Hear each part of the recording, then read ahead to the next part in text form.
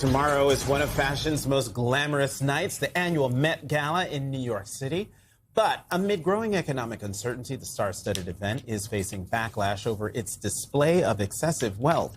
This year, Amazon founder Jeff Bezos and his wife Lauren Sanchez Bezos are the lead sponsors and honorary chairs. And anti-billionaire activist group has papered New York City with posters calling for a boycott of the Bezos Met Gala. And this year may be notable for the bold-faced names not attending.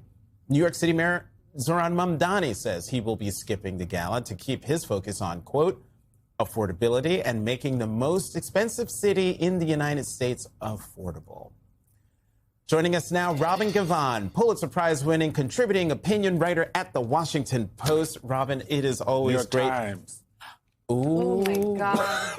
Oh, my God. Sorry, no wonder you looked at me like that, Robin. I do have a Post newsroom. New right York. here. Yeah, there is a Post newsroom. Good Lord, I am so sorry. For so long, though. So, yeah, it makes sense. It's not out of nowhere. Yes. Okay, back to the topic at hand, the Met Gala. The gala, not the gala, but the gala. The gala, Yes. the Met Gala. Individual tickets to this thing cost $100,000. A table is $350,000. And not any old body can just roll up on the Metropolitan Museum of Art and say, I'd like one ticket. You have to be invited Correct. to buy tickets. You cannot go to Ticketmaster and Right, get your gouges. $100,000. Right. Has this gala outlived, is it dissonant with the times? There was a time when people looked at the gala and was like, oh my God, it is aspirational, it is all these things. But now it feels very Gilded Age. It feels very otherworldly. Well, I think, I won't say that there are not going to be people who will be thrilled to watch that red carpet or blue carpet or whatever color the carpet is this year, because it is an incredible parade of fashion and costume. Mm-hmm. And I don't mean costume in the museum sense. I mean costume as in that's over the top. But I do think that in this moment, it feels really like a bit of a little knife in the heart for people who are struggling, because it is so extreme. And we are in a moment of such income inequality, and people are really grappling with that and talking about it. I'll be watching because I do like looking at beautiful things. Yeah. And also my girl is a co-chair this year. By my girl, I mean she doesn't know who I am in any way, shape, or form. Beyonce, Nicole Kidman, Venus Williams, Anna Wintour, they are co-chairs this year. Honorary co-chairs are Jeff Bezos, Lauren Sanchez Bezos. When you talk about that, the dissonance, as you put it, I think people, even in hard times, can enjoy things, right? I don't think everything has to be like doom and gloom. Absolutely. However, there's posters, I guess, going up around New York saying kind of brought to you by the firm that powers ICE, right? That's one thing. Do you think people that are walking the red carpet understand that folks at home who are struggling to pay their bills, who are looking for someone to blame, right? Do they understand that they are going to be seen as making a political statement, whether they want to or not? I don't know that they have thought that deeply about it. I mean, I think that there are some people who are walking that red carpet because they love the Costume Institute, and that is what the benefit supports. I think there are people walking the red carpet because they love a particular designer and they want to support that designer, or they just love fashion, and this is sort of the Fashion Olympics. But I do think that, when you talk about the anger about the wealth, I'm not sure it's wealth in general as it's more this specific wealth. Right. It is specifically what the Bezoses represent. I mean, I think you could have a different billionaire standing there. I'm not gonna, pick my favorite billionaire. Oh yeah. But I think you could have a different set of billionaires standing there, and people would have a very different feeling.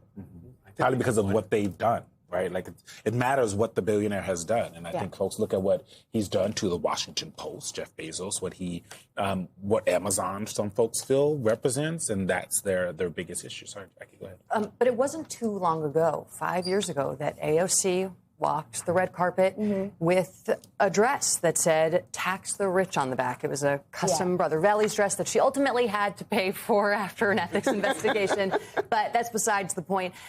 I mean, I want to read you a quote actually from Stephanie Winston Wolkoff, who used to be in charge of planning the gala, then went on to have a very short-lived stint advising Melania Trump during President Trump's first term. And she said, "For me, it's not just about the gala. It reflects a broader shift in the world we're living in. There was a time when access to spaces like the Met Gala or even the pages of Vogue wasn't something you could simply obtain. It was something you grew into through your influence, your work, and your impact. Carries a sense of prestige that felt earned, not transactional." What's happened to that space?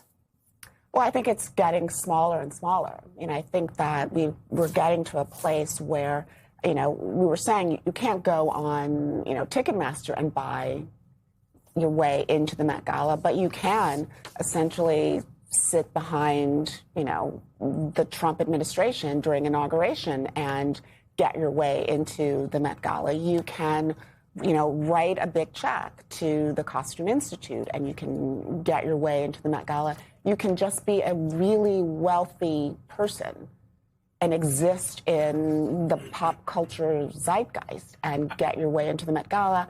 It doesn't really have a lot to do with how you have embraced fashion or used fashion in your life, supported fashion, or even the way that you understand it and the way that you think about fashion's role in the broader culture.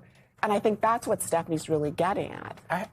I'm going to pull a Jackie and play devil's advocate here and push back a little bit because is that your role, Jackie? that's usually what she does. But there was a time when access to spaces wasn't something you could simply obtain. It was something you grew into your work and using your work and your impact.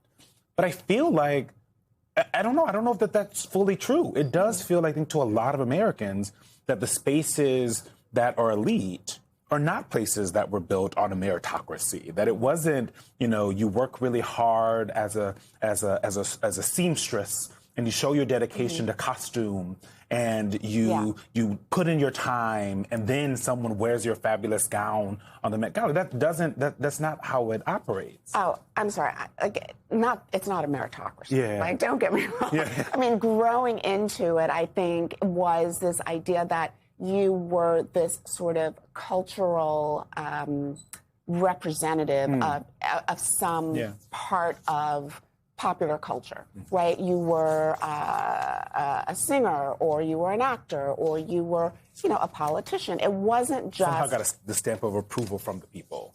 Well, not even necessarily the stamp of approval. There have definitely been controversial people who have turned up. I'm looking at you, Kardashian. Yeah. But there was some element of the culture that you represented that wasn't just a bank account. Yeah. And I think that's what's getting under people's skin here, that it's just the bank account. Yeah.